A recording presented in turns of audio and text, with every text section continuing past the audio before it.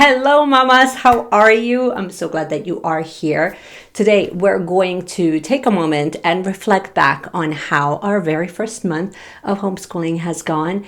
And if you are brand new, consider subscribing. We talk about not only homeschooling, but how we can live a more intentionally driven life. We dabble into green beauty, into mindfulness, and all of those fun tips of wellness and motherhood and homeschooling, of course. So if you like all of that, then just consider subscribing. And without further ado, why don't we just review exactly how our first month of homeschooling from a complete beginner, how did that actually go? So let's dive right in. So how did the first month go?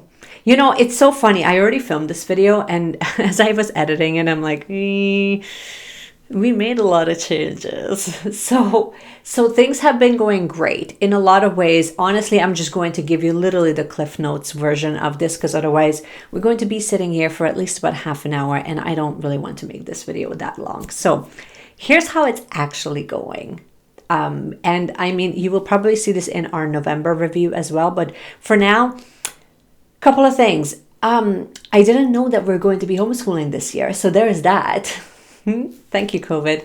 But then the other part is that basically we kind of started a little late. I had a feeling that we might be homeschooling. And so I started to sort of do a lot of research of the type of curriculum that I wanted to use, how I really would like to build it. We got a little bit of a taste back in March, obviously when the lockdown happened, but it was completely unstructured, and being thrown into homeschooling versus, and then at the same time trying to sort of like build my own business on the side, it was just completely unstructured.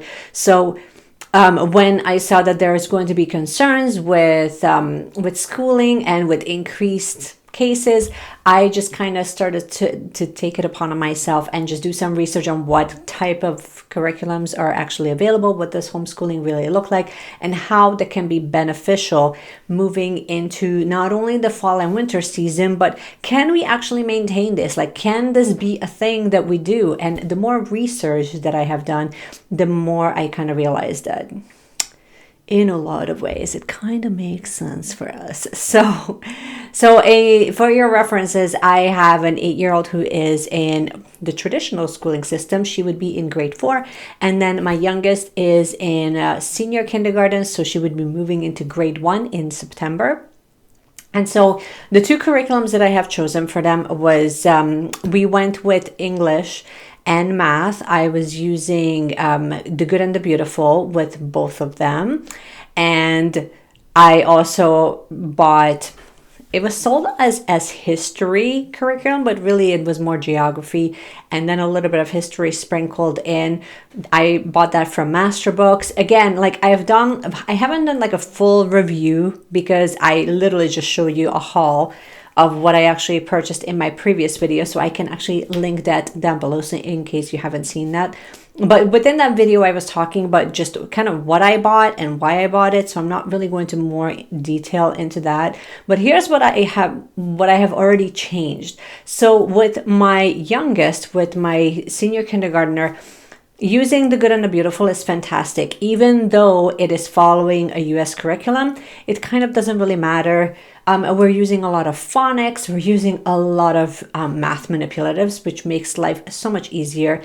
Even within the language, we're doing a lot of cutting and pasting and gluing things on and using paint. So there's a lot of like involvement with whatever we end up working on. Tons of extras that are included in the back of the books in the appendix section. So overall, she's not only progressing really well, but also like she really loves being involved in, when there's arts and crafts involved and we can actually learn a lesson, it just kind of works out. 4th grader.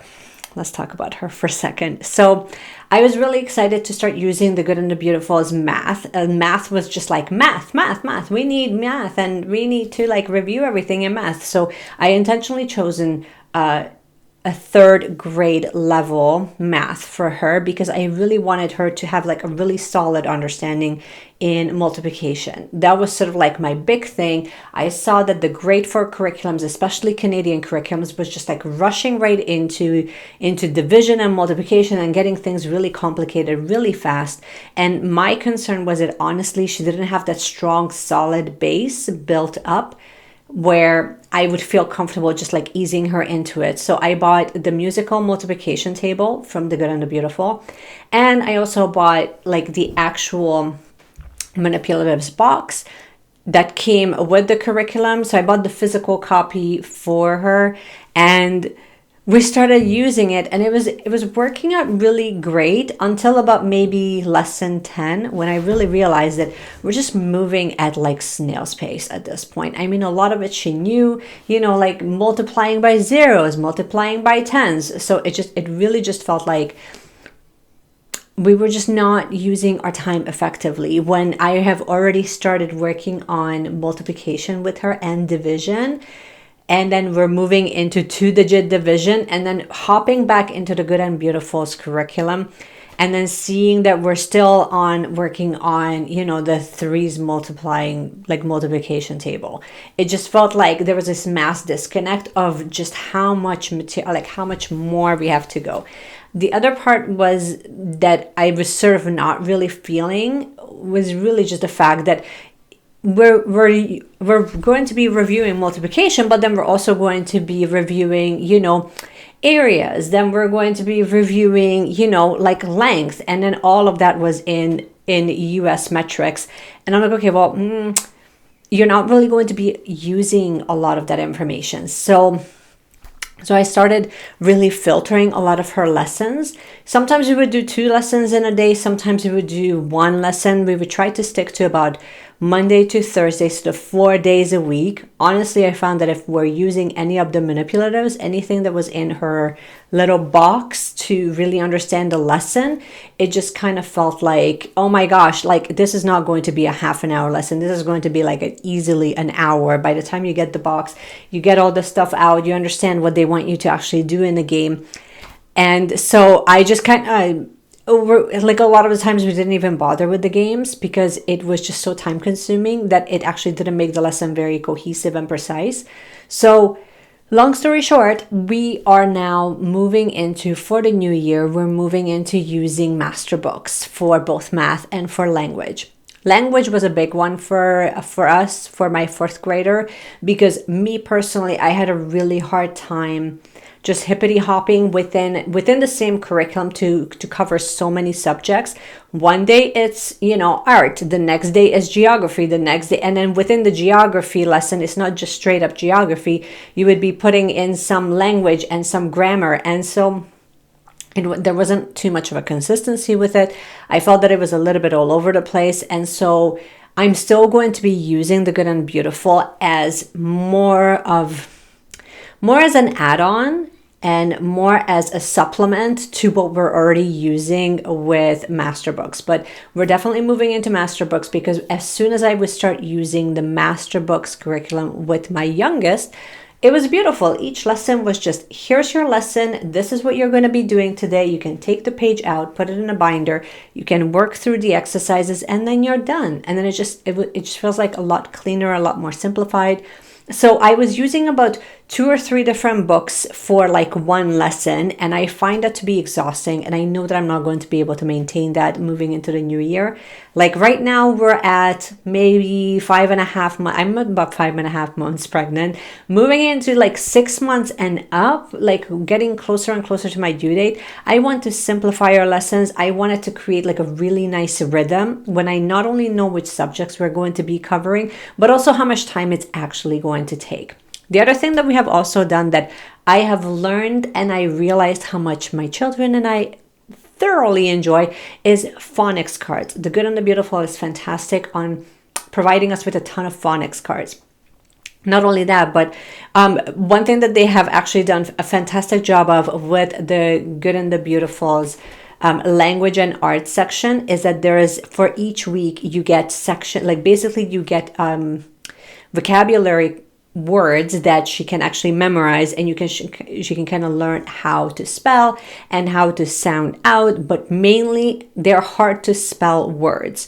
So the whole idea behind it is for her to not only practice that but also memorize it, so that she memorizes how to write them well and accurately.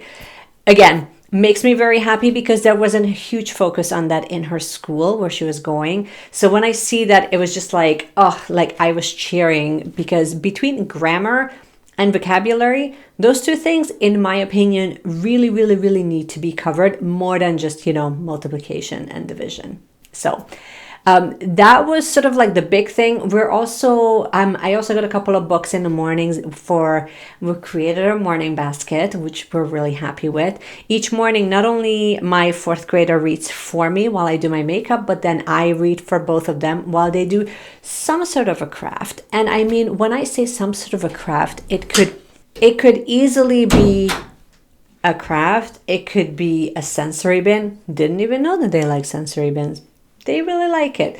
It could be an art, it could be a mindfulness activity, or it could be yoga.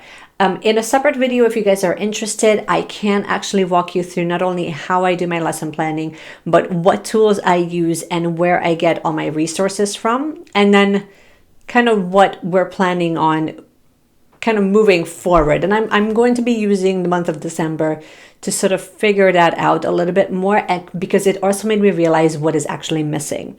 So what we are doing really great on is actually lots of reading, lots of stories. Sensory bin is fantastic. Art, any type of arts and crafts is fantastic. They're really, really loving it. And I kept them really season based. And of course, the planner is absolutely working for us. What I would like to change moving forward, obviously, especially moving into the new year, is to start shifting into the curriculum for master books for both math and language for my oldest. I still want to use some of the grade 4 stuff that we have from Costco, as well as the good and the beautiful, and try to kind of piece together those lessons so that we still utilize the tools that are in there. But overall, this is it as far as curriculum is concerned. Now, what I would like to change is, honestly, the biggest thing that I would like to add is to add a couple of different online based programs where I can kind of start assigning more individual work for one of them while I work with the other one, because I find that I'm constantly like back and forth a little bit, and it can get really exhausting on some days. So I would not only that, but I would also like to give a little bit more independent work, because it reiterates, especially in, I find it in language, vocabulary, that sort of thing. It really reiterates, and it can really deepen or lengthen those lessons that we cover in the mornings. So that will be my next sort of goal that I would like to kind of tackle moving into the new year. The other thing that I would love to do is obviously find more books on history. I find that her school is not really covering history, which is, again, still mind-boggling to me if you ask me. So I'm going to be looking into getting more books on history, and then because I see that there's that curiosity, there's that sense of like, oh, I wonder what happened, and I wonder, how do you figure out who the president is? So I definitely see that the questions are coming up, which means that if the questions are coming up, then that means that there is a definite interest there, which means that we can kind of build on that. So that's all I have for now. But I mean, who really knows where we're going? Who really knows where we're going? But in a lot of ways, like, behavior wise of how things are going, they're going fantastic. They're like just world of a change, and just me realizing how important learning is for me as a parent, but then also for my children, how important independent thinking is, and just really having those conversations that can really spark interest and like really have deepened our relationship as a whole. So that's it for now. That's all I have for you guys. I would love to hear from you. Let me know if you are a new homeschooler, how was your first month? Maybe it was totally different than mine. Maybe it was totally similar. I would love to hear from you either way. Comment below and let me know. And in the meanwhile, thank you so much for watching. If you have enjoyed this video, you can give it a thumbs up. You can also subscribe to the channel if you haven't already. And in the meanwhile, I will see you guys again in my next video. Bye.